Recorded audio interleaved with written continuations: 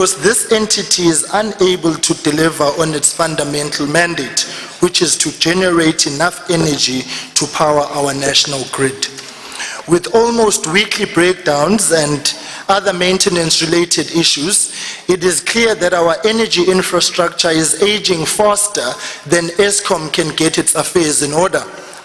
Eskom has become a national and international embarrassment since 2007.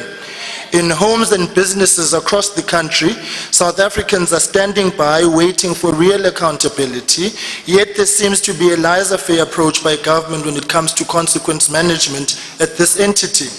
Instead, year on year, this House ends up rubber stamping billions in bailouts. During the budget, the last budget, the Ministry of Finance stated, and I quote, "Government has committed to providing financial support to assist Eskom's debt service obligations with an additional 21.9 billion rands allocated for this in 2022-2023. What have these billions brought us? Another 100 days of darkness during the cold, wet winter? Deputy Speaker, when asked about the likelihood of a total blackout, energy expert Ted Blom indicated that the power network required complex management with two possible causes for a national blackout: human error and technological faults. Another possible issue that could arise was due to power constantly being switched on and off for load shedding, something Blom said transformers and electrical systems were not designed for. Deputy Speaker, our economy cannot come to a standstill because of Eskom. The complete lack of progress or positive change in the functioning of this entity seem to indicate that both the upper management and the board are sitting on their hands rather than making difficult decisions needed to steer Eskom in the right direction. Further, we cannot allow Eskom to continue to pursue archaic methods to generate power to supply the grid. Our generation of power relies primarily on coal-burning power plants, and even newer coal-burning plants meant to boost the capacity have a myriad of problems. Medupi, although completed, was billions over budget, up from 80 billion rands projected to 150 billion rands. Kusile's initial budget was around 81 billion rand, but recent estimates stand at 161.4 billion rands. And this too could further increase with only 3 of its 6 units in operation. In 2011, Greenpeace Africa estimated that the costs of the Kusile plant, from climate change to water use and the impact on health and environment and the damage caused by Kusile, will cost South Africa between 31 billion rands and 60 billion rands a year. It is apparent that South Africa's reliance on coal flies in the face of our country's signed international agreements to reduce carbon emissions and mitigate the dire effects of climate change. We look no further than 3 weeks ago when the province of KwaZulu-Natal was devastated by floods. It is therefore without question that we must ensure that we fully pursue the alternatives to coal in generating electricity while safeguarding and climate-proofing our environment. Deputy Speaker, we are a country with untapped opportunities and resourceful people. We have an economy that needs to rebound, but any green shoots are dependent on the certainty of energy supply to move forward, for small business to international investors. Load shedding, therefore, cannot become South Africa's default position. It is not a solution to our crisis, our energy crisis, our economic crisis, our social-political stability crisis, our socio-economic crisis. We need urgent action now before we are left in the dark permanently. Bantu bakithi kafishane nje sizama ukuthi sinikhathalele ngale nhlekelele khona, kodwa lilonke asitholi ixazululo ukuze ucimicimi angabi isikompilo. Thank you, Deputy Speaker. Thank you. Honorable Mahlaule.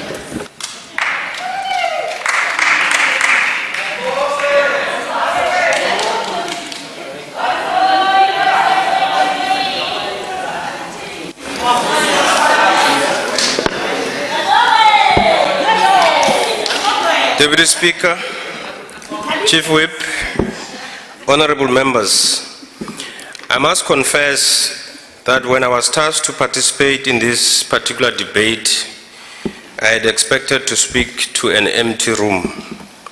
Not because the ANC is out of touch with load shedding, which negatively impacts on the lives of people and affects the economy, or the ANC does not echo the public call for Eskom to fix its generators and end load shedding. The reason is that this is not the first time we debate Eskom in the House in 2022.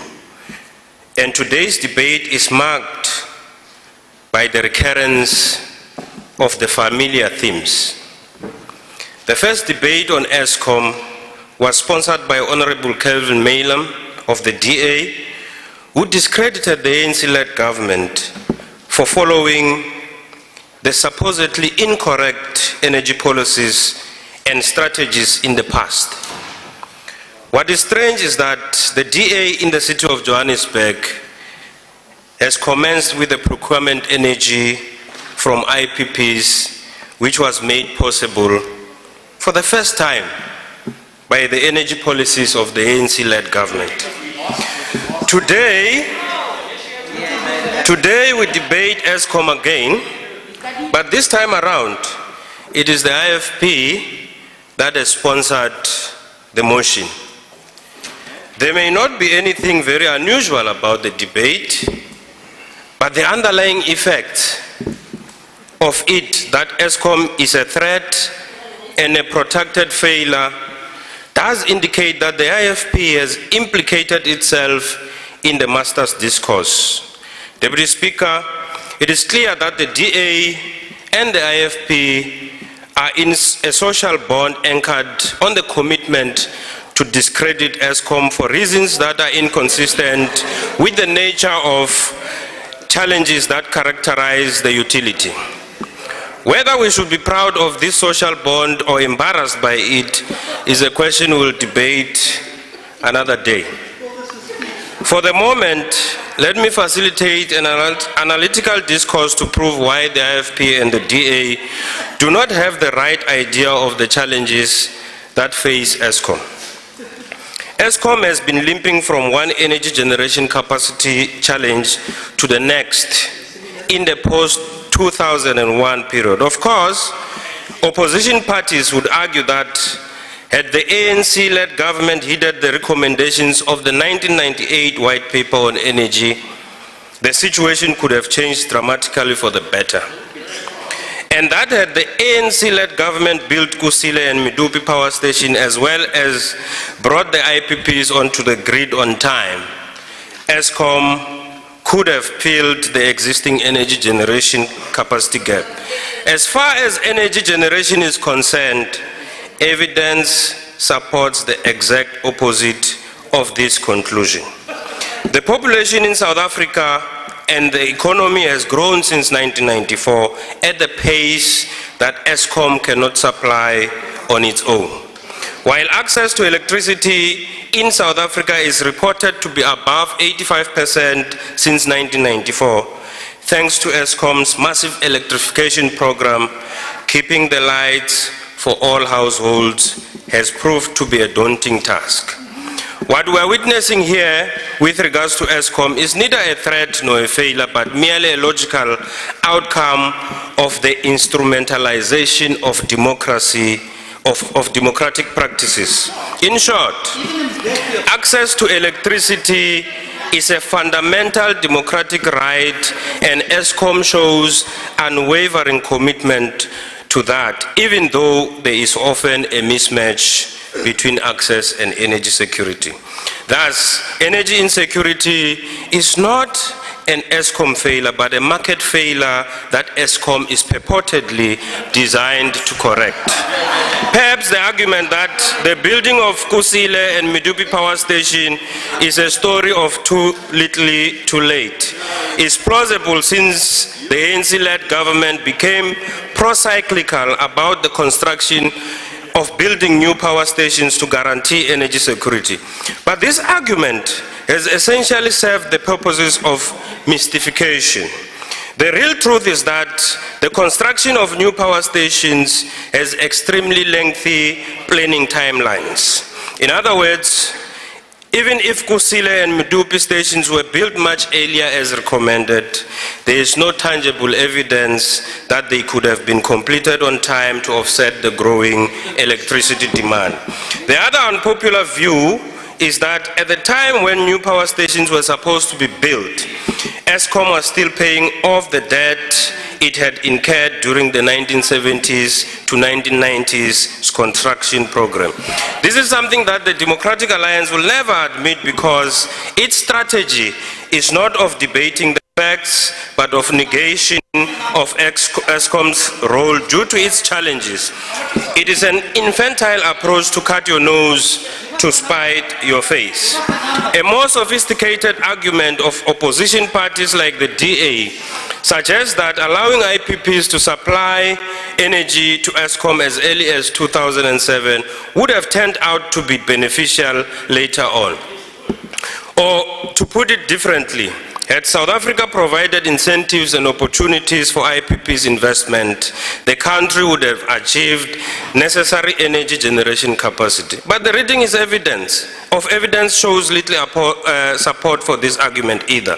Renewable energies, despite their projected favorable effect on Eskom's generation capacity, were too costly to compete with hydro, nuclear, coal, and none of them could offer a secure supply in 2007.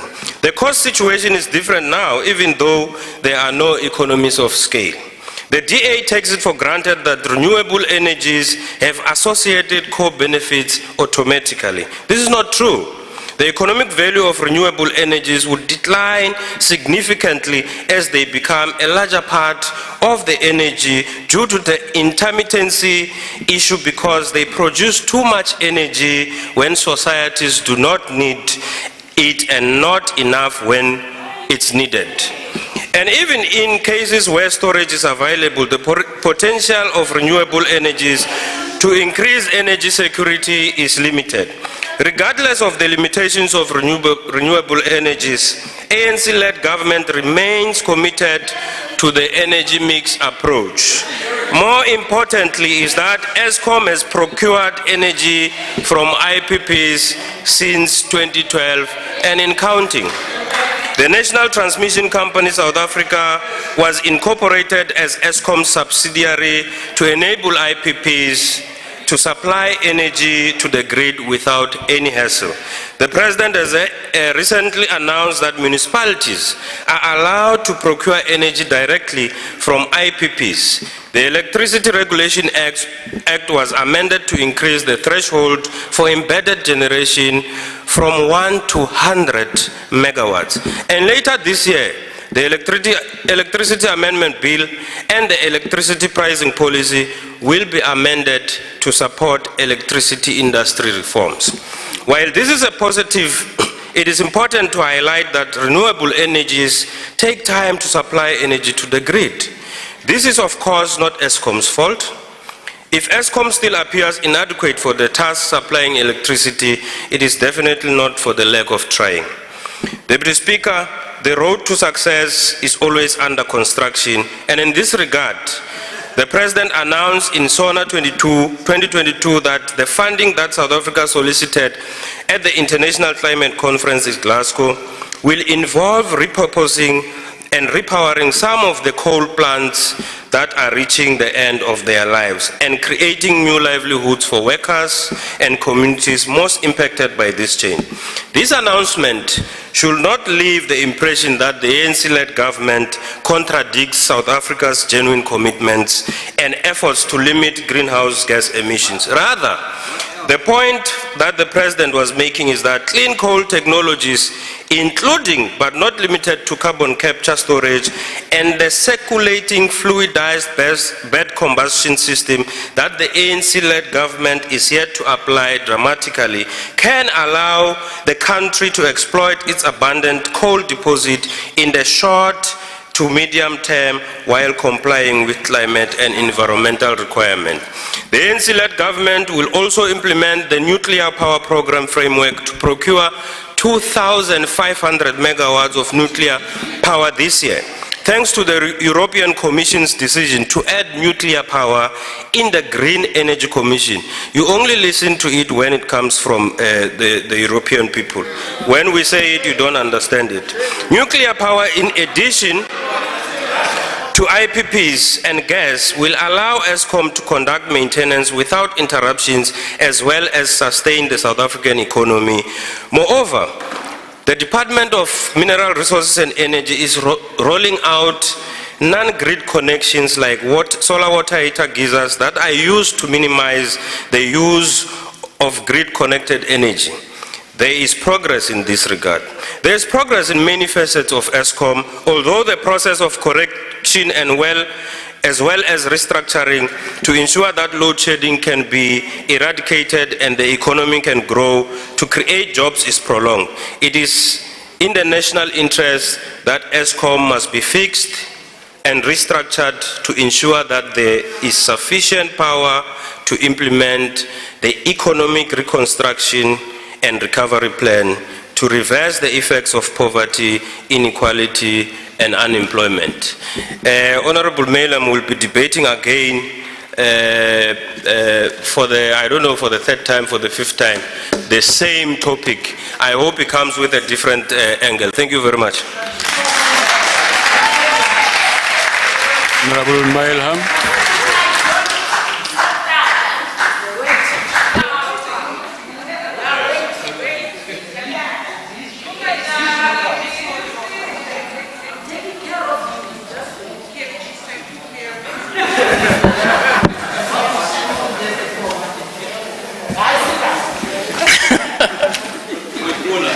Deputy Speaker, yesterday in this House, Minister Gordhan indicated that the risk of stage 8 load shedding could not be ruled out as an option to prevent total grid collapse. And I hope Honourable Mahwale is listening. At this very moment, more than half of Eskom's coal-powered fleet is offline for one reason or another. Our energy availability factor, which is basically the percentage of Eskom's installed capacity that is actually generating electricity, is at a record annual low of 58%. And the 3-month outlook indicates a rough road ahead with a high risk of load shedding. And yet this government appears to be in complete denial of the urgency and seriousness of the electricity crisis. The Risk Mitigation Independent Power Producers Procurement Program, intended to add a much-needed 2 gigawatts of electricity to the grid in a very short space of time, has been mired in controversy and unable to reach financial close. Various government departments and entities are pointing fingers at each other as to the cause of this delay. But one issue that cannot be washed away is this government's complete ineptitude and silo mentality when it comes to dealing with this crisis. As an example, consider the Department of Trade, Industry and Competition, whose ridiculous local content requirements for RMIPP and REIPP bidders. In a country where the availability of a consistent, reliable electricity supply is a massive stumbling block to economic development and employment, it doesn't make any sense to require significant local content, especially when local component manufacturers are unable to meet the demand of the bidders. And the Department of Mineral Resources and Energy's response when I raised this in committee was, well, if they want exemptions, they must talk to the IPP office. They know what to do. Except they have, and no exemptions have been forthcoming. Chairperson, I have on numerous occasions in this House pointed out what needs to be done. But Andre de Ruyter, the CEO of Eskom, earlier this year identified 6 things that can alleviate the short-term supply of electricity. So perhaps he'll be taken more seriously. Firstly, purchase excess power produced by IPPs over their contract PPAs. Secondly, remove the bottleneck on grid connections for IPPs and upgrade the transmission infrastructure. Then, NERSA and government must support Eskom's standard offer for small generators to supply the grid on a 3-year contract. We need to address the very onerous regulatory framework for private generation and municipal procurement. And we must exempt Eskom from certain PFMA requirements to procure parts for maintenance. Lastly, we must address the shortfall of revenue at Eskom from a failure by municipalities to meet their financial obligations. I would go one step further and tell Minister Mantashe and Minister Gordon and the rest of the ANC poverty cabinet to remove their ideological blinkers and recognize this situation for what it is, a crisis requiring urgent, bold and decisive action to quickly bring new generation online. We can't afford to wait if we are to address poverty and unemployment in South Africa. It is time this government got out of the way and allowed the private sector and municipalities to do what it is clearly unable to do, give power to the people. Thank you. Honorable Mautwi.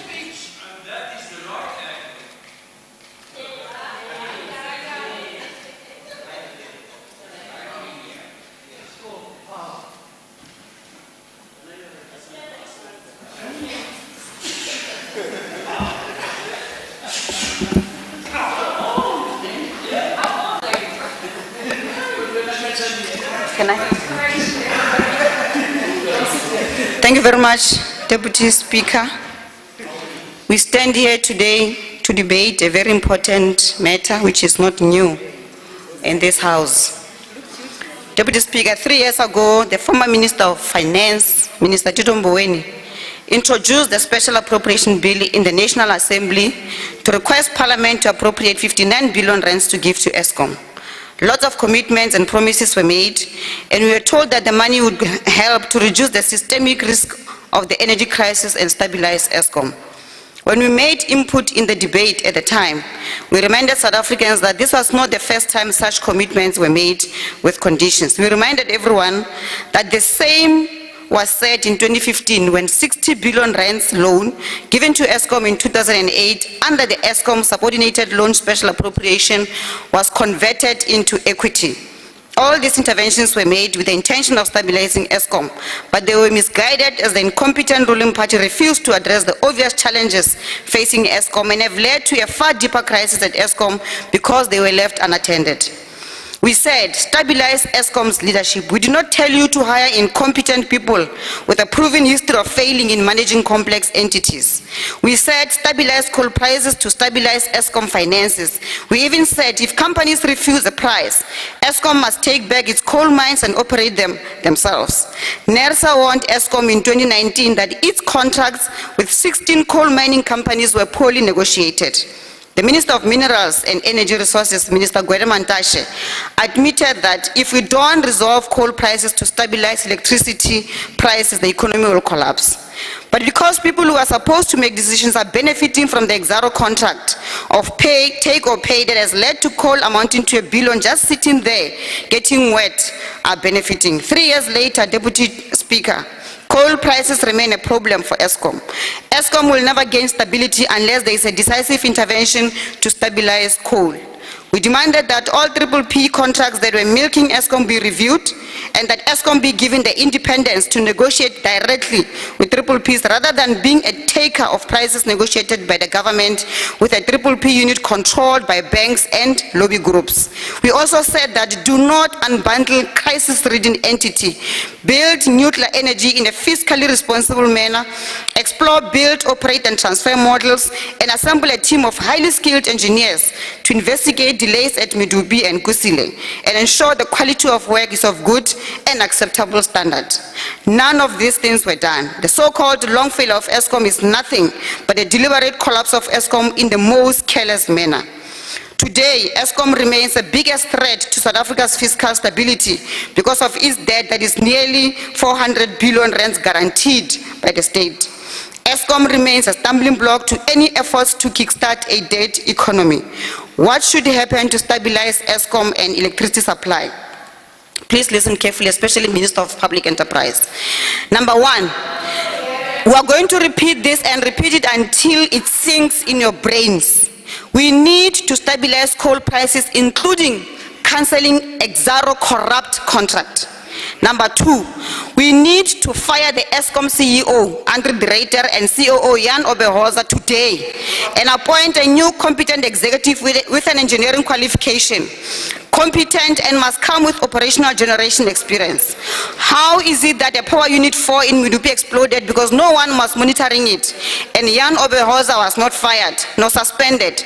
There's absolutely no consequence management that was taken against this incompetent old wild male. Number 3, we must stop the madness of unbundling Eskom. It is misguided and it is corrupt.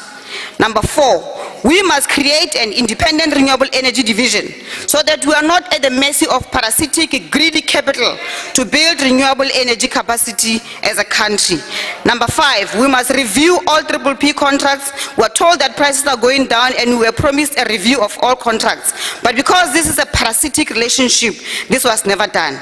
Number 6, we need to seriously upscale the process of nuclear energy build in a fiscally responsible manner. This can be done through a build, operate and transfer model. China has an enormous capacity to intervene immediately. Why are you not engaging China in this regard?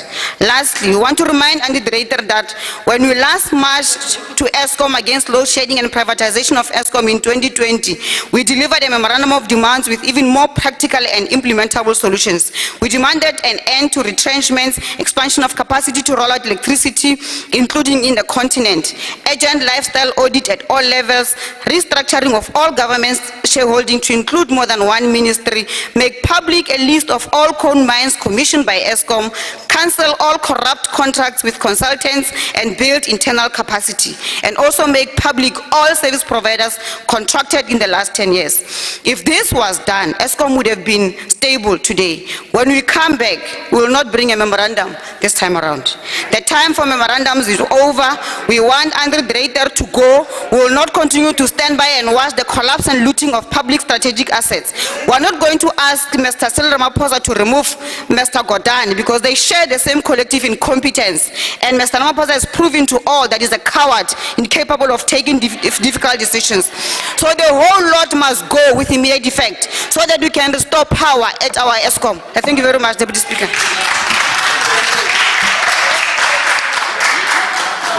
Achtbare wissels.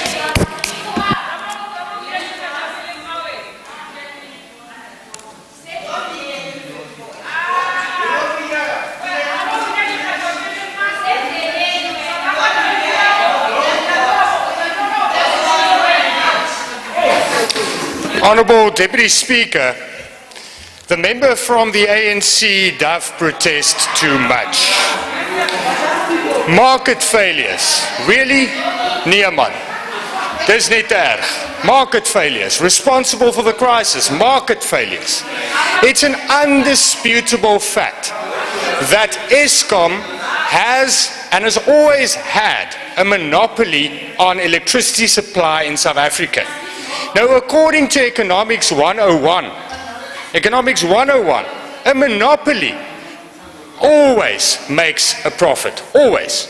It never, ever, ever, ever, ever can make a loss, except under the management of the ANC. You manage to break all rules, even economic principles.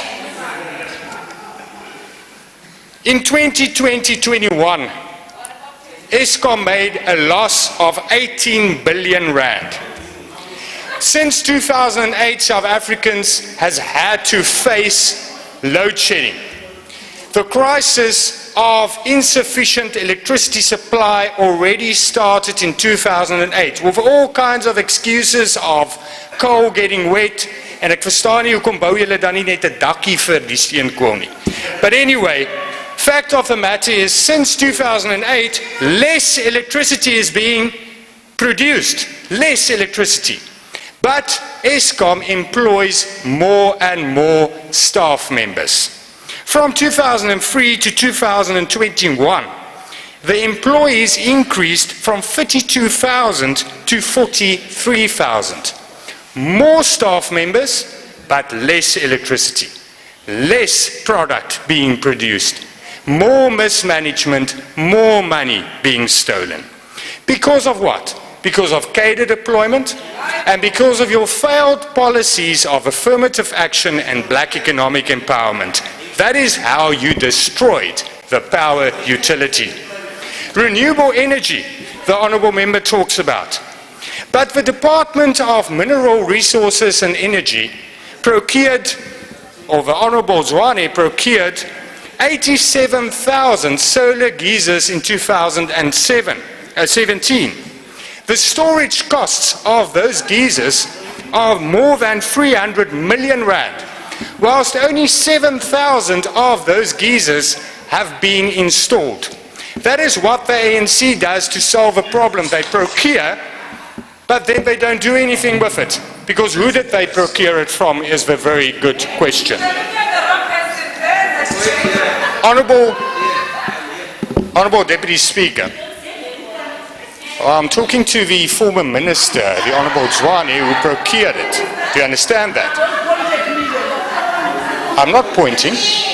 Honourable Deputy Speaker, the ANC can destroy and does destroy everything they touch. But there's one thing the ANC will never ever destroy, and that's the abundance of potential in this country. It's the abundance of potential that South Africans does possess. You will never be able to destroy that, and that is the hope for the future. But whilst you are in control of the energy and electricity in this country, we will never see economic growth and employment creation, because without reliable electricity supply, we cannot have that. I thank you. Honorable Steve Swart.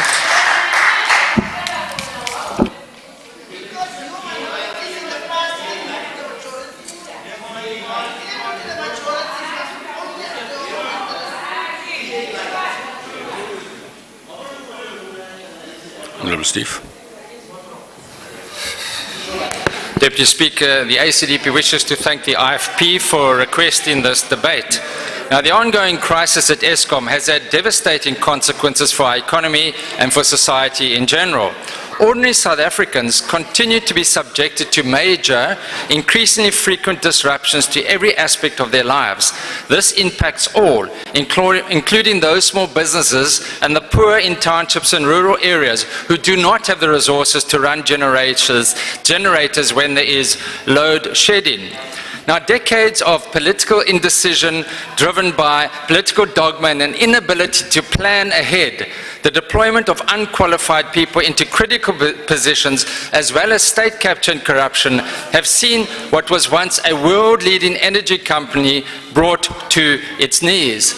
Now, according to the Zondo Commission, a staggering 14.7 billion was stolen from Eskom itself.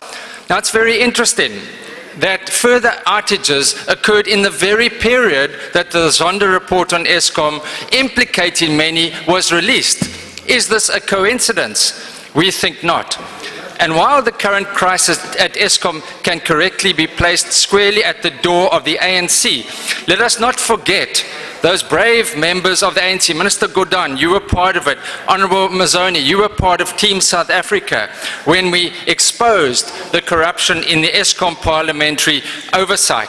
Sadly, a number of those courageous members, such as Honourable Dorothy Ranto, were not re-elected despite their sterling work and having to stand up against intimidation and death threats.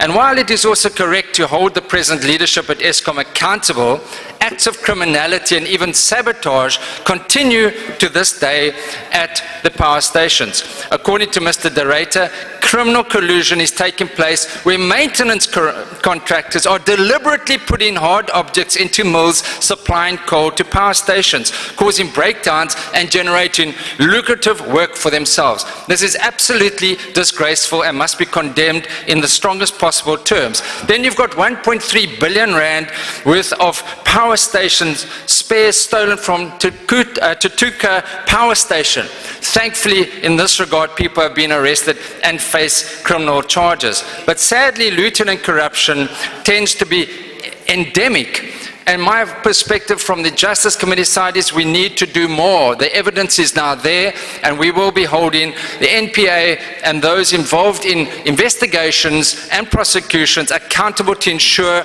that those that have been involved, as Honourable Gordhan said, those who have benefited in one way or another must stop being treated as little heroes, because they are not and must be held accountable. We need to see orange overalls, and we need to see the billions of rands that were stolen being collected and returned to the state. South African taxpayers demand this, and we need to deliver. I thank you. Thank you. UDM. Is UDM on the virtual platform? Okay. Honorable Heron.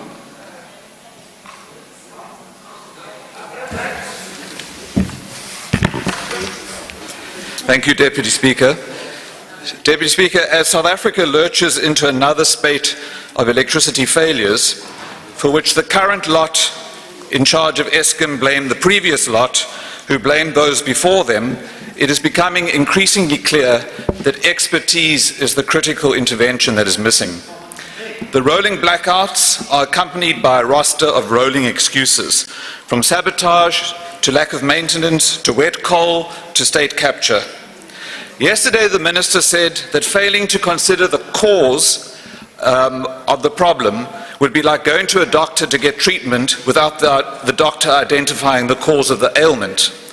Of course we must consider the cause, but no patient would go to a doctor for years on end to hear the same diagnosis and see no recovery. If they did, they would probably need to see a psychiatrist. When there weren't any blackouts for a year or two a few years ago, it was attributed by some to excellent engineering and maintenance interventions. But others attributed this to Eskom burning unaffordable quantities of diesel to cover up the deficiencies and the plunder of the power station fleet. According to the Department of Public Enterprises and Eskom, at the time South Africa was then managing to export large quantities of power to neighboring countries. Today we don't know how much diesel we're burning or if we're still exporting electricity. All we really know is that over the past 3 years there have been more blackouts than ever before, with 2021 being the worst year since 2007. By the end of November 2021, we had 1,136 hours of outages. 4 years after the alleged state capture crowd were removed from power, Eskom's performance was its most rotten in history. If South Africa doesn't have the people with the necessary qualifications and expertise to fix Eskom and secure our electricity supply, then the government and the state must consider importing expertise from other places. And perhaps this is an area where our BRICS partners can help. This is urgent. South Africa's economy will remain listless for as long as potential investors don't have the security of state power supply. At the same time, last year's announcement of accelerated power production by independent power producers must take real shape and form. This would provide us with far greater assurance than the state's effort to foist car power ships on the country without public consultation. Renewable energy production is no longer a futuristic concept. We're already doing it, but we must up our game.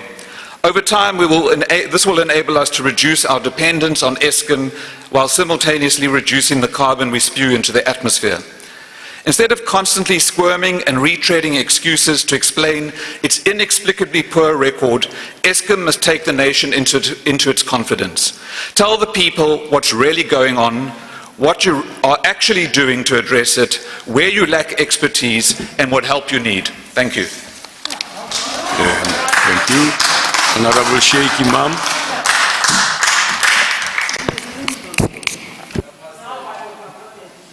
Give her a chance, Honorable Sheikh Imam.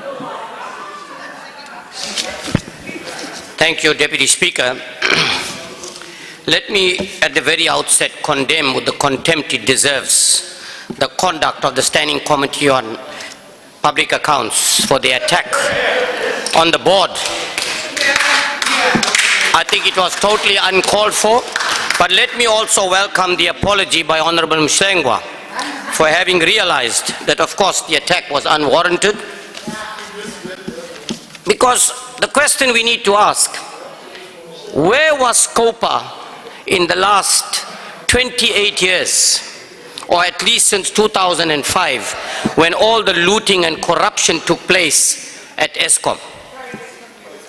Minister Godhan was not there, so why are we attacking Minister Godhan? CEO De Ruyter was not there. Why are we attacking the CEO? Why are we attacking Mrs. Mavuso? She was never there. She is telling you exactly what has happened. Why don't you go and attack Zondo? Chief Justice Zondo, go and attack him, because he has said in no uncertain terms that it is the ANC that is the root cause of why Eskom is where it is today, and most of the corruption in terms of the state-owned entities. That is exactly what he has said. 139 billion rand is being investigated just on Medupi and Kusile. Now, just look at this. From 161 billion that was estimated in 2007, it is expected to go up to 450 billion. And still it's not going to be in operation. So what does it simply mean? It was looting, it was cadre deployment. If you listen to what Brian Molefe has said, he said it is common knowledge that I attended meetings of the ANC and I had to pay invoices of service providers. That is exactly what he has said. So is that not the root cause of where we are with Eskom? All I'm asking is let us admit what the root causes and deal with those appropriately. There's no point in saying and finding excuses, and let us not blame each other with exactly what is going on. The South African population increased from 40 million to 60 million now. Does that not tell us that we need to increase our capacity, we need to maintain our infrastructure, we need to build new infrastructure? Does it not tell us? But what did we do? What little opportunity we had, we found to loot and be corrupt, and we've created millionaires and multimillionaires and billionaires out of it. That is the reason why we are where we are. And the question is, when are those people going to be in orange overalls? When are those people going to be held accountable so that we can put Eskom again into the right direction? So I think we must admit we've made mistakes. It's time to correct it. Otherwise, I can tell you Eskom will not come right today, tomorrow, and in the next 20 years. Thank you very much. Honorable Van Minen.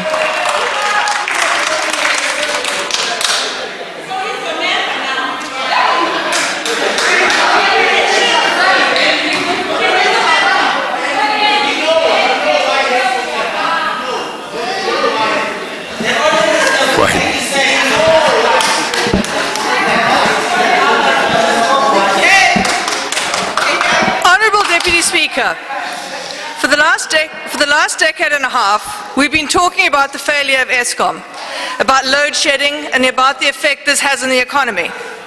And for a decade and a half, we've been hearing the same excuses. And yet here we are, facing not just ongoing load shedding, work shedding, economic shedding, but potentially a shift up to stage 8 load shedding.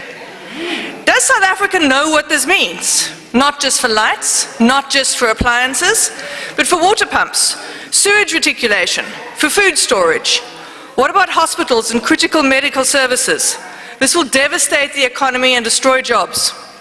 But do South Africans really understand what is to blame and who is to blame? 2 weeks ago, SCOPA concluded oversight visits at Kusile and Medupi and met with the board and the executives of Eskom. In that meeting, we were told by the executives that the basic reasons for load shedding are the lack of skills, the lack of time, and the lack of money. Well, it's true, but let's unpack the reasons for this. The lack of skills is due to the critical skills flight brought about by skilled personnel migrating abroad. Instead, there's an environment of cadre deployment, of nepotism, and the maneuvering of criminal syndicates into positions of power. Lack of time is due to the incompetence of the ANC government to plan for future power needs. After the white paper on energy in 1998, nothing happened until 2007, when they hurriedly decided to commission new power stations that a decade and a half later are still not completed. Lack of money. Well, we all know about that, having spent the weekend reading the latest installment of the Zondo Commission and how state capture in the Gupta syndicate has looted Eskom and the country.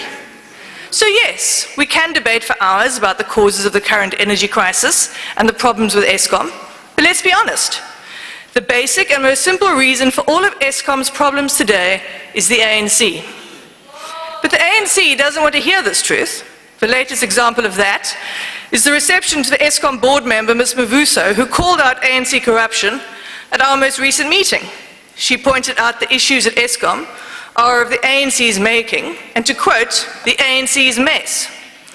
Instead of welcoming her honesty, ANC MPs expressed pantomime horror that this should be brought up, and the chair gave her a lecture of how SCOPA does not allow party politics to influence its proceedings. Rather rich, considering that ANC party politics blocked an investigation into comments by the President in February. And what is terribly ironic is that with the latest installment of the Zondo Commission, everything Ms. Mavuso said is true. Not only was Eskom looted of almost 15 billion rand, the ANC also deployed malleable persons to the Eskom board and appointed executives to allow state capture. This particular criminal enterprise is at the basis of what is wrong with Eskom. And the ANC wishes to ignore the voices of South Africans, when in truth the real problem in this country is the criminal network known as the ANC and their obsession with the looter continua. Thank you. Thank you. Honorable Judith Chabalala.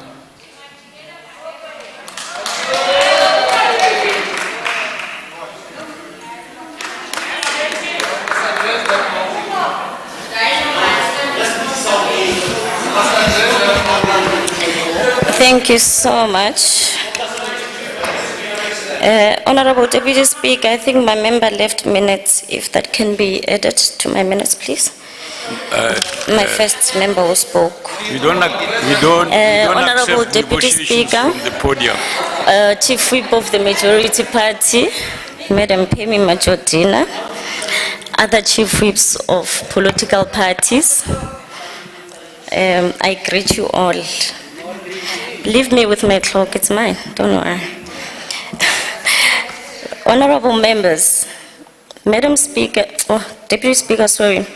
The late President Mandela once remarked and said, do not judge me by my failures and do not judge me by my successes. But he also says that, judge me by how many times I fell down and I got back up again.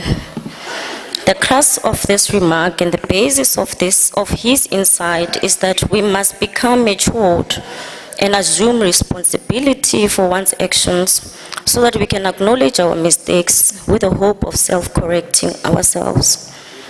This is the reason why the ANC-led government urges Eskom on behalf of the people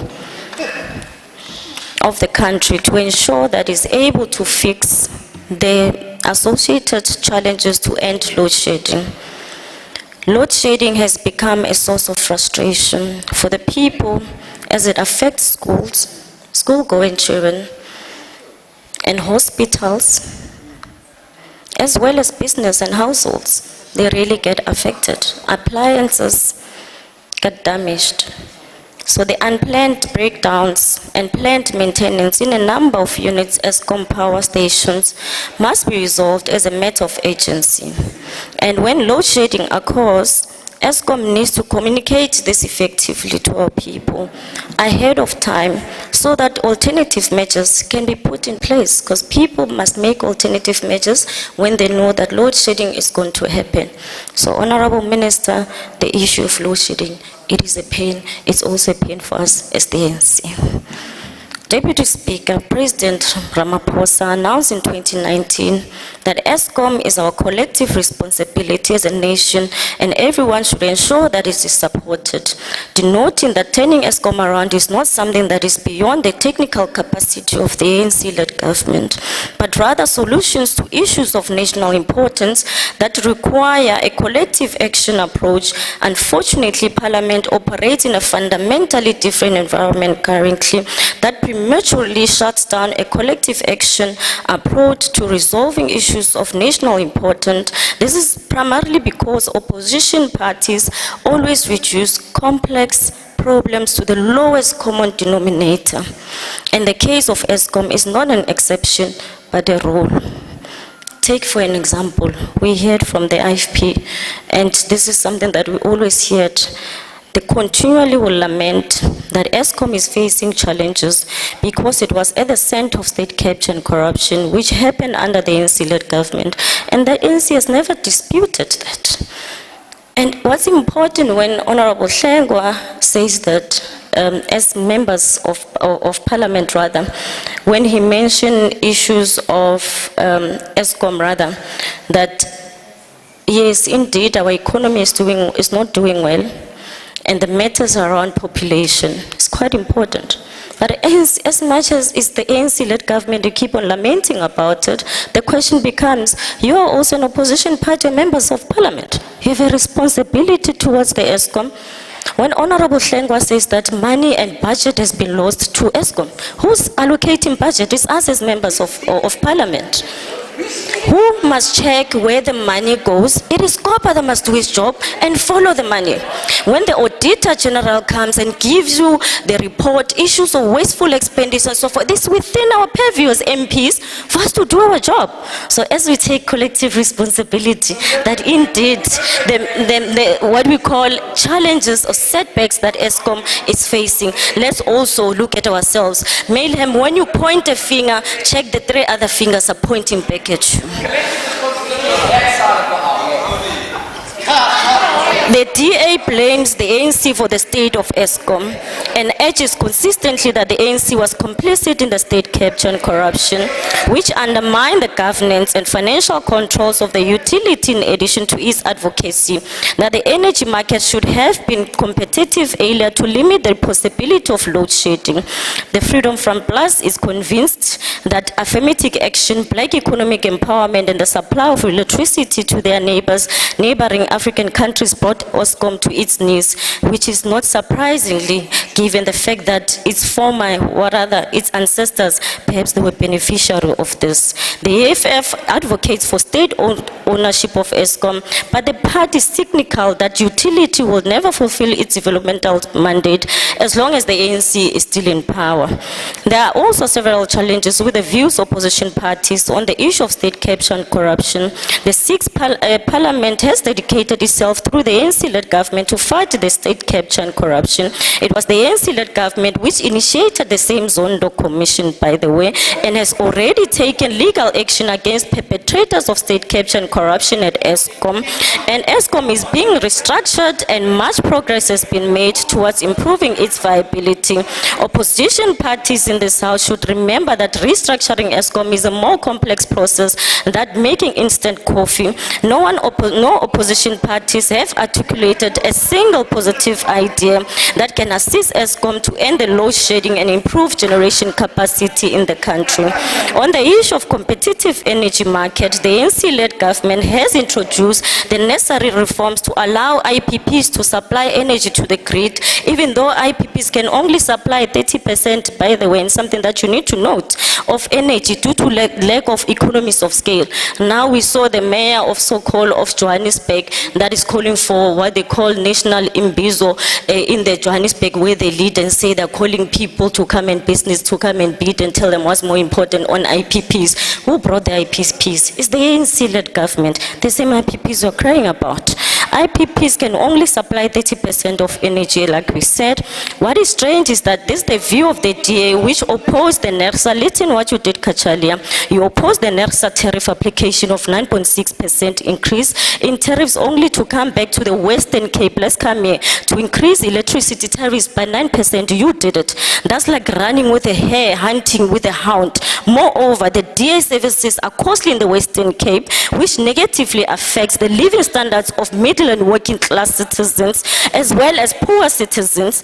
It is this DA in Western Cape that have little to give insofar as the people, the have-nots of this country. These are the results of the DA in Western Cape making super profits from the service delivery, whether it be water, you know your tariffs in water, you are very expensive for people, electricity, refuse removal at the expense of the living standards of the people. Kailicha, Guguletu and others are suffering, but you're living nicely here in Western Cape, and you like it and you think that you are too comfortable, and that is your problem. Now you want to do IPPs. I wonder if you're going to give people of Khayelitsha electricity. This ANC that gives everybody electricity, including the indigenous policy that you in Johannesburg don't even implement as we are speaking. How hogwash things that you speak about, or you come here, you shout at me. I know how to shout, my friend.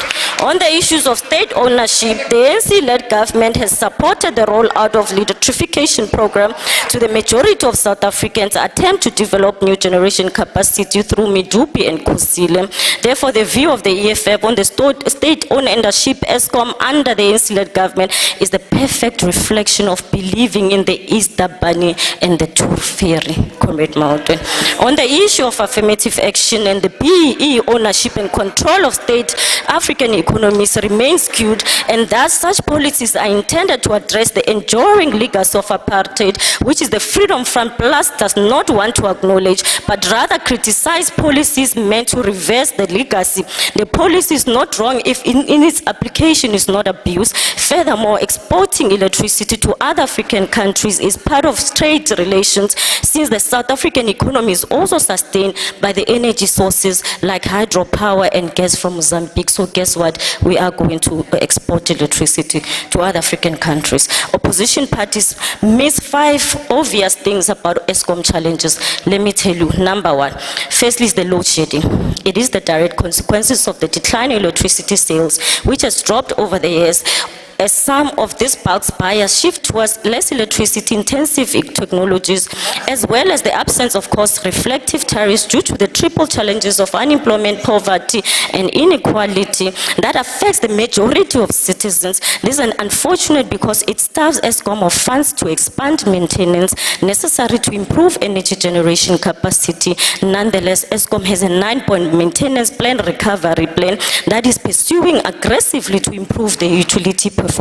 Secondly, the demand for electricity exceeds the supply to the rollout of the electrification program in some areas which were denied electricity under this apartheid regime that we had. And President Ramaphosa in the SONA as far back as 2020 identified this problem, subsequently advocated for the development, growth, and participation of IPPs engaged in renewable energy projects. The regulatory process of ensuring that IPPs can create further generation capacity has been completed and await the development of these projects to increase electricity.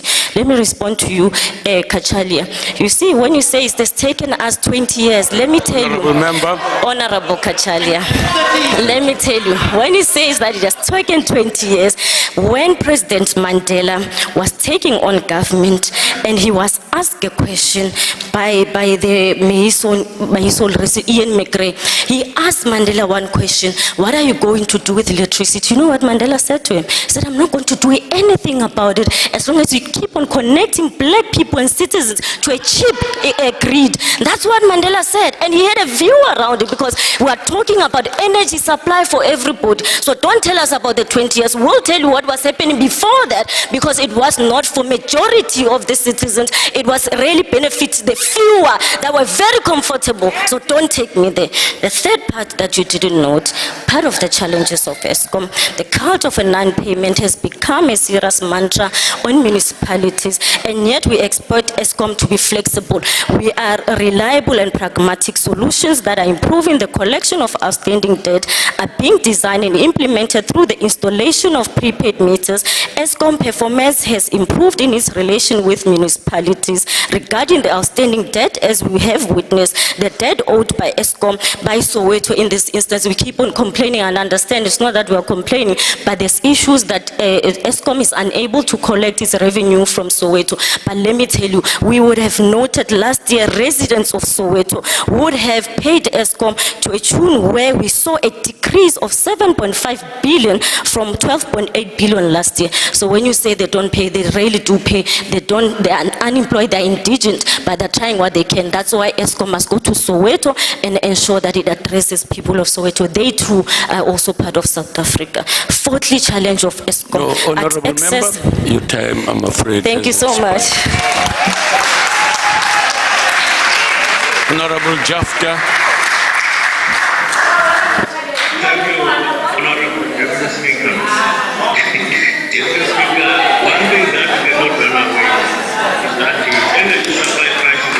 Order, honorable members, please. The member is trying to speak above your noise. It's too much. Go ahead, Honorable Jafta. I say, Honorable Speaker, one thing that we cannot run away here is that the energy supply crisis in South Africa is man-made. Just recently, in March 2015, Eskom crisis was said to be a positive crisis within the ranks of the ANC. Not to be outdone, Eskom crisis was said to be a positive crisis within the ranks of the ANC. Not to be outdone, Eskom's own CEO, Tidiso Matoma, told the world that there was no crisis in Eskom. Most recently, there have been attempts to move the ANC away from this crisis. This is largely driven by patronage politics and the mantra of, I quote, I scratch your back, you scratch mine, close quotes. This kind of politics pays no regard to honesty, integrity, ethics, and smack of intellectual bankruptcy. The energy crisis in South Africa goes beyond Eskom. Fuel prices have not stopped increasing. The Central Energy Fund is in limbo and lacks leadership. Honourable members, the biggest question here is how this crisis was allowed to manifest. The real crisis began when members of parliament, at the height of Eskom's capture through optimal poll, closed ranks and hanged Eskom's future in gallows. Today, instead of talking about energy just transition, a migration to clean energy, instead of planning ahead of consolidate the work of Brian James and Bobby Godsell, we are forced to repair the damage of state capture. The very goals of the National Integrated Resource Management Plan of installing generating capacity of 89,532 megawatts in 2030 are bound to fail. For example, we have not diversified our energy sources. We are obsessed with fossil fuels and have shown little commitment to clean coal. In closing, Deputy Speaker, unlike the Minister of Mineral Resources and Energy, we have no qualms about the state of Eskom and energy security in general. We are really in crisis in South Africa. I thank you. Kopje.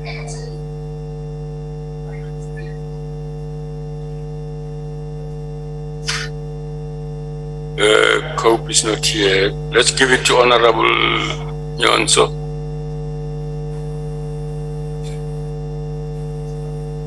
Mr. Speaker, plunging the country into darkness, failing to change the downward spiral of Eskom, using expensive but unworthy methods to arrest the problems inside the operational systems at Eskom, failing to fund the source of decline of equipment, spending excessively beyond budget in the erection of new power stations, and continuously resorting to the blackouts that we euphemistically call load shedding.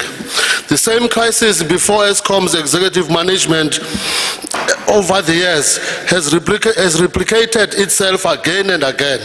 Without the supposed think tank in the Lekgotla coming up with the lasting solutions, the endemic crisis in a key commodity like energy is a major threat to the industrial and household supply of sustainable electricity. No one would want to set up manufacturing plants when it is not clear whether the machines will run their course during the production process. Eskom is a deficient of strategic direction. The tendency to chop and change, to go in the direction of where the wind is blowing, to come up with private sector inspired alternatives which will soon cost an arm and leg to acquire basic electricity for households and emerging industrial plants. It means someone at the top leadership of government is sleeping on the job. Ordinarily, we should mark this crisis as treasonous. But of course, there are untouchables in the hierarchy of leadership. But of course, we have a lame duck government. But of course, we have a captured leadership who do not have their priorities right. We would like to suggest that throwing funds to this dark pit is a fruitless exercise. The source of the protracted failure is a dithering administration that has run out of ideas. The root cause of the crisis is the ineptly hoodla gathering on a regular basis that keep on making it worse and rendering a total failure. Lastly, Comrade Deputy Speaker, tina load shedding sifumana yonke lemihla ezilalini. Noba kukho umbane, I'm sure I'm also speaking for Stakespate, Comrade Majodina. Umbane unka ezilalini nethi kududume uyemka, nethi kunethe uyemka, kwawutshintsha iweather uyemka. Kuwesi xa kunetha umka for 2 weeks. Hayi ngumbombayi wombane lona ufaka ezilalini. Thank you. Honorable Hendricks. Honorable Deputy Speaker, Al-Jabaa is a platform for all communities, so I visit Lepaleli in Limpopo last month, that's in April. Al-Jabaa is a platform for all communities, so I visit Lepaleli in Limpopo last month, that's in April. After I was informed that the residents are dying a slow death, and this includes 30% of the residents who are whites. Since 2018, not a cent of the loan given by the World Bank and the African Bank to mitigate the harmful effect of the emissions from the Matupi coal power station has been used. Sulfur dioxide emission is still 3,500 milligram per cubic meter, and it is supposed to be below 500. There's absolutely no flue gas sulfurization, and the loan given for this is due to be paid soon. On my visit to Lepaleli, I saw heaped up coal flue ash nearly as high as Table Mountain. Maybe I'm exaggerating. One of the 7 wonders of the world. But this flue is no 7 wonder, but a sitting time bomb for climate change. The sad news is that something will only be done when the 7th Parliament sits. That Parliament will blame the 6th Parliament for all the harm that has been caused to the residents of Nepal. 25,000 children, men and women, and the elderly are dying a slow death. That should be the reason, Honourable House Chair, that the Chair of SCOPA should be calling the chaos at Eskom as an important matter of national importance. The Honourable Chair should also investigate why there is no public participation on the radar on a new loan to be given by the National Development Bank of BRICS. Shanghai claims that this loan and its conditions, including environment mitigation, will be signed by the Minister of Finance of South Africa before Christmas. This will give you, Honourable Chair of SCOPA, your energy and speed up the protected Eskom delay, but South Africa will have blood on its hands. Thank you very much, Honourable Deputy Speaker. Very much. Honorable Buthelezi. E.M. Buthelezi. Honorable Deputy Speaker. Yes, Honorable Singh, go ahead. It would seem that he is having problems, and I will take on what he would have said. Honorable Speaker, I echo the words of Honorable Hlengwa, who called for this debate on behalf of the IFP. And I furthermore submit before this House that we must draw a line in the sand once and for all on Eskom. Many of the speakers outlined the technical, operational, managerial, and leadership issues faced by Eskom. Still, many of the speakers failed to mention the millions of South Africans who suffer from Eskom's rolling blackouts and the thousands of businesses held at ransom by Eskom that are struggling to make ends meet. This debate today should not be one whereby we rejoice in the failures of the state-owned entity. We have a duty to our country as members of this House to ensure that Eskom does better. Honorable Deputy Speaker, South Africans want heads to roll. South Africans want justice. And we want those who are responsible for the dismal failure of Eskom to generate sufficient electricity to power our economy and homes to be held to account and hauled over the coals. as you would say. And speaking about coal, I mean, it was ridiculous at one parliamentary committee where I sat, Honourable Deputy Speaker, where a coal mine was being paid for even before an ounce of coal was delivered to any of the Eskom plants, 600 million. And that is because of the Guptas and collusion with certain people within Eskom and the ruling party. Parliament will lose its bite if we keep barking in this House with zero consequences. Our words here cannot be ignored and tabled in Hansard to sit on a shelf for years. As members of this House, we must unanimously agree to the solutions that all have offered in turning Eskom into a viable entity capable of delivering on its mandate. Honourable Deputy Speaker, we need to move our country's energy generation capacity into the 21st century. This is possible through the many interventions we have adopted in this House to allow independent power producers to generate electricity to the national grid. We need to ensure that we empower local and district municipalities financially to unlock the potential of entrepreneurs who can offer innovative and climate-sensitive solutions while creating jobs and developing local communities. Our people are standing by, waiting to assist Eskom, and they are ready to get our country powered up and ready to work. Honourable Deputy Speaker, as I conclude, we have talent in our country, we have leaders who are trusted, and we have the capabilities to be a beacon of the hope. Let us work on all the positives that we have and turn this dismal state around. If the government allows Eskom to fail, it could put South Africa over the brink into becoming a failed state. The IFP will not stand idly by and watch as our country regresses deeper into crisis. And I would appeal to all honourable members in this debate, let's play the ball, not the man. Because, you know, some honourable members are looking for excuses, particularly the ANC, for what had happened. They know quite well what happened and what revelations were made in the portfolio committee that dealt with the issue of Eskom. They know what revelations were made in Eskom. They know the proposals and counter proposals that are being made by various individuals on how Eskom finds itself to be in this place. So let us accept responsibility that there were people who looted. The looting has brought us into the situation. But let us also say, let us look for a positive way out, because we can't sit by hopelessly and allow things to deteriorate.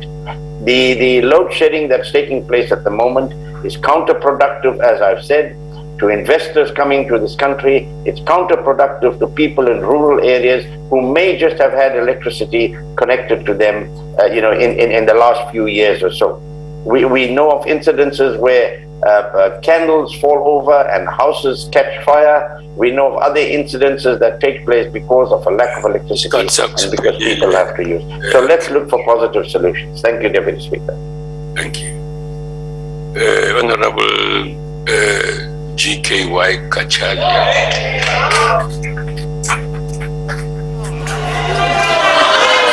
The old fleet is limping and the new fleet is flawed. And the gaps in generation cannot meet the nation's current reduced needs, let alone any increment in demand. Add to this eye-watering losses, the mountain of internal and external debt, and the patent inability to finance or conduct proper reliability maintenance. Factor into this dire scenario the parlous state of the nation's treasury, and we have a disaster in the making. Evidenced by Minister Gordon's blithe floating of stage 8 load shedding probability today. The DA has called for a state of disaster around Eskom to be declared, and for an independent commission of inquiry to address the mess that the ANC, as Busi Mavuso had the guts to point out, has made of a key asset. But the silence has been deafening, and now that the impending crisis has finally caused the penny to drop in government circles, we are witness to calls for private sector investment. On what terms, though? As always, the terms are shrouded in secrecy. I reckon the minister owes Ms. Mavuso an apology. No? The bold reality is that the emergency measures, like the power shop option, are plagued by 20-year contracts, legally contested procedures, and the predatory pickings of the usual middlemen. The more things change, the more they stay the same. While opening up generation access to IPPs is necessary and long overdue, the late dent it will make on the ability to meet our current needs to all intents and purposes is small in the scheme of things. The base load in parallel must be stabilized, and that's Eskom's responsibility. The question is, who is waiting in the wings, Mr. President, to scoop up the solutions to the problems that you and your party have single-handedly created? Who will benefit? I think we have a sense of who. The mafia wears many hats, but the colors are always the same: black, green, and gold. If this government is unable to agree that only an independent commission of experts, transparently privy to everything, will be able to assess the situation and chart the way forward, then it's hiding something and is patently not serious at best, or up to more no good at worst. Those who created this mess by past acts of commission or omission cannot be expected to fix the problem. Vested interests, past and present, stand in the way. You know this, as do the placation of party factions to ensure limping continuity that will usher in an unaffordable and disastrous state of darkness. Fix this now, or you will reap a whirlwind as the lights dim in 2024. And do not think that we will allow you to write a check with your mouth that your hindquarters are unable to cash in a vain effort to buy time with our money. You have squandered the past, mortgaged the present, and sold the future. You have been warned. You are on terms. The Honorable Mahlole Honorable Kachalia, your time has expired.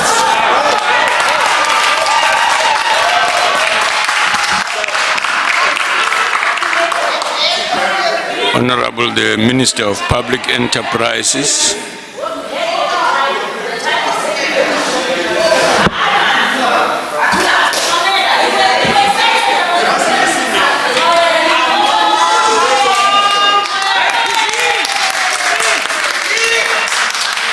Deputy Speaker, honourable members, and Honourable Schlengwa, thank you very much for bringing this motion to the House. It does give us an opportunity to once again revisit Eskom, to revisit why we are where we are, and to once again speak frankly to the public, not in the melodramatic and theatrical terms that the last speaker just spoke in, which has absolutely no value to an understanding of what is the problem, what is the solution, how will we get there, who can make a contribution and who can't make a contribution, and he is absolutely number one in the list amongst those who can't. President Ramaphosa, Deputy Speaker, noted in his weekly letter to the nation on the 25th of April 2022 that, and I quote, "A stable and reliable supply of electricity is essential for almost every aspect of our daily lives and a necessary condition for economic growth. That is why we are focused on achieving energy security as one of our foremost priorities." Close quotation. This is our commitment to ensuring that energy security is achieved as soon as possible. It won't be tomorrow, but it will be achieved. Government and Eskom are working to resolve the energy crisis affecting this country. And I can assure this House and the public that there's a lot of hard work, notwithstanding the hurdles and the difficulties that we face that is going into this. But at the same time, let's be frank. This is not a task that is either easy, nor is it going to be a quick fix. It's going to take time, and it's going to take resilience, and it's going to take determined efforts, and lots of hurdles along the way. We appreciate, as the President said, that load shedding costs our country dearly, and it causes great frustration among all South Africans and creates hardship for households and businesses. We understand the impact of energy supply interruptions and that they have on people's livelihoods, on students at school, on households, on broader socioeconomic impact that it also has on our recovering economy. Students can't study, getting home with no means to warm food at night, leaving early in the morning in the cold, business production processes disrupted, generators required to be bought and maintained, and increasing diesel fuel prices. These are some of the impacts of load shedding and the difficulties that we find with the major provider of electricity in South Africa, that is Eskom. Load shedding, therefore, is not an abstract phenomenon. It has a real, everyday effect on people's lives. Equally, let's be frank with South Africans. This is not about rhetoric. Let's be frank. Eskom does face a serious set of challenges. South Africa does not have energy security at present. While previous administrations, boards and management caused some of the problems, it is this ANC administration, starting in 2018, that takes the responsibility to ensure that in time there will be energy security and that it will transform Eskom. We take the responsibility for whatever has been done, but we will cure whatever has been done given the time and the effort that we will put in. We will tell you what the root causes of the problem are, not the kind of language that you've heard until now in this debate. We have a clear plan to sort out these root causes, although it will take time. And like the public, we are also impatient and want to see results and an end to load shedding. We know that some processes to introduce new investment in generation can move faster, and this too is receiving our attention. What is it that we want to achieve for this country? As the President said, and I quote, "The process of structural reform this administration has embarked on in 2018 will have a far-reaching impact on the South African energy landscape, even if the changes will take time to bear fruit." So, there must be energy security in South Africa sooner rather than later. There must be sufficient investment, both from the private sector and the public sector, in baseload and peaking power, including battery storage and other technologies. Eskom must be transformed into a new, viable institution. There must be both private sector and public sector investment in generation in particular. The transmission company must be a viable entity in its own right as a subsidiary of a new Eskom holding company which can attract its own investment and undertake massive expansion of the grid. The independent system and market operator must be able to transact with a variety of generators in a competitive generation market, so that consumers receive the best price possible for the electricity they use. The decarbonization process in the electricity sector, which contributes 41% of overall carbon emissions in South Africa, must advance at a faster pace, and the just energy transition and its institutional framework must be in place and operational. New technologies such as carbon capture and other forms of technology must be explored, and municipalities in particular must invest in their distribution infrastructure and ensure regular maintenance of that infrastructure. So what is this administration, what did it inherit, and what is it that it is trying to fix? True, South Africa's fleet of coal-powered power stations are old and their performance is deteriorating, but they're not necessarily decrepit. So there's much better maintenance that is possible from private contractors and the engineers within Eskom itself. And that is what the board and the management must continue to drive. Despite warnings from energy experts about impending energy shortages nearly 2 decades ago, we will be the first to admit that there wasn't a quick response to that. And the 1998 white paper that some of our colleagues have referred to. When construction began on Medupi Power Station in Limpopo in 2007, it was the first power station to be built by Eskom in more than 20 years. Yet at the same time, there has been massive economic growth, and the electrification that Honorable Shabalala referred to had extended from 50% plus minus of the population to almost 85% of the population in terms of consumers. For years, the existing power stations were not maintained properly, particularly as these plants were made to run harder, so to speak, to meet the country's energy needs. There was insufficient investment in the technical skills needed to operate and maintain power plants, And of course, the state capture regime ensured that competent engineers and skilled people left Eskom rather than remained in Eskom. Eskom's huge debt burden of some 400 billion rands, including that which municipalities owe, is still a major constraint on Eskom itself. So it is quite clear, as the Zondo Commission reports, that state capture in the last few years compounded the problem that Eskom faced. And I quote from Chief Justice Zondo's report released last week. Firstly, the evidence of Ms. Daniels, Ms. Dlamini, and Mr. Masongo as a whole proves two things conclusively. Firstly, there was a scheme to remove from Eskom certain executives who occupied strategic positions who the Gupta family believed would not cooperate with them in their plan to capture Eskom and steal the taxpayers' money, and to replace them with officials who would cooperate with them. Secondly, that Mr. Koko was an integral component of the Gupta family's strategy to capture Eskom. At paragraph 1253, it says the 2018 board came to understand that procurement processes and people are at the center of the challenges, and internal controls were not effective.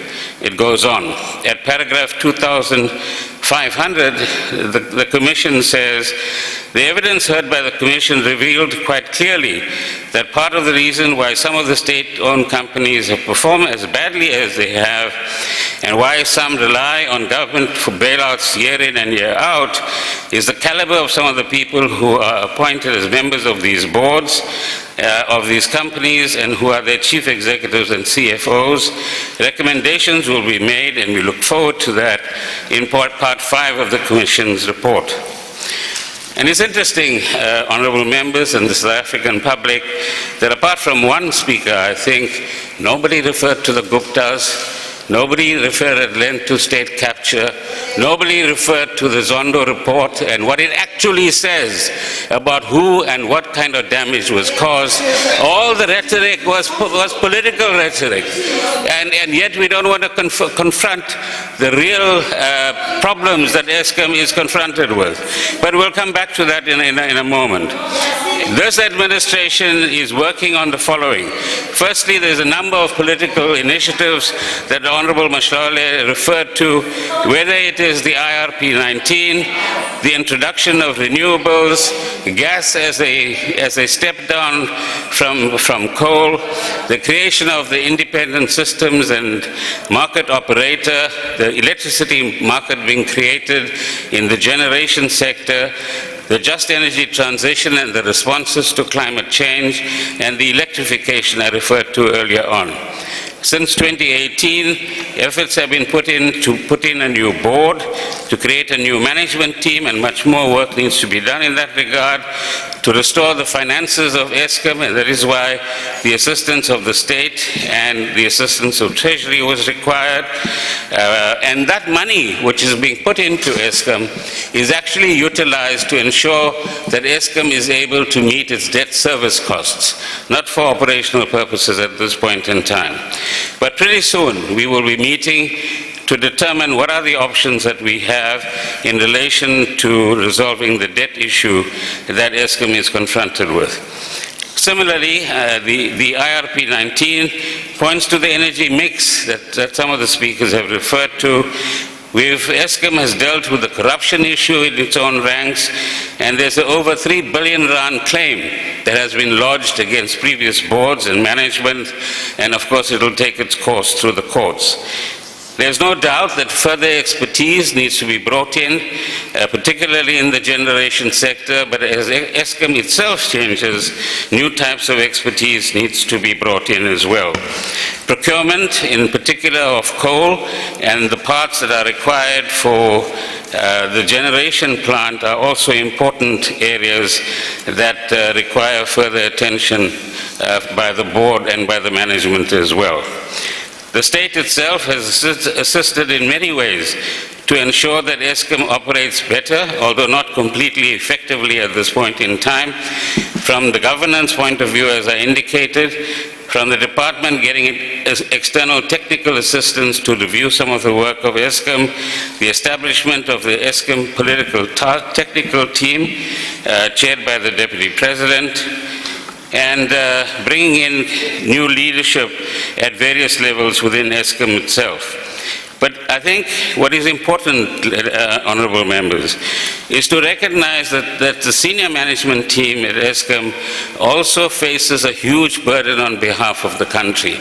And they do require words of solidarity and words of encouragement when we see that load shedding is happening at the rate that it is happening at this point in time. Not just unrelenting criticism, which doesn't help in any kind of way, provided that the criticism is designed in order to assist Eskom to perform better at the end of the day. So, is Eskom broken or dysfunctional? Eskom is not broken. It is not dysfunctional, but it does have a crisis, and it does have a series of challenges, and as we said, it will take time to resolve some of them, and in particular, if we are able to acquire 4,000 to 6,000 megawatts additional energy for Eskom, then we create the space for the kind of maintenance that actually needs to actually occur. Is there a threat of a protracted failure of Eskom? No. Because ultimately, the Eskom that we know today won't be the Eskom that you will recognize in 10 years' time. It will be a completely different entity. Let me conclude by saying the following, that reference to the ANC as criminals is wrong. There are many honest, dedicated, patriotic South Africans who are members of the ANC, just as they are members of the DA, the EFF, the IFP, or any other party. These are the honest people who want honest government, who want a state to actually work for the people of this country, and who want corrupt people to, like many of you have said, end up in orange uniforms.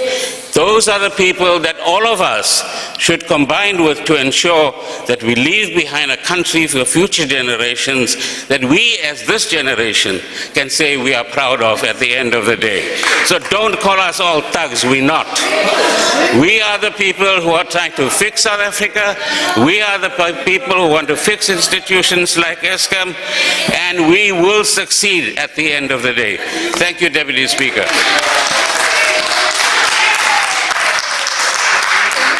Thank you, Honorable Minister. That concludes the debate.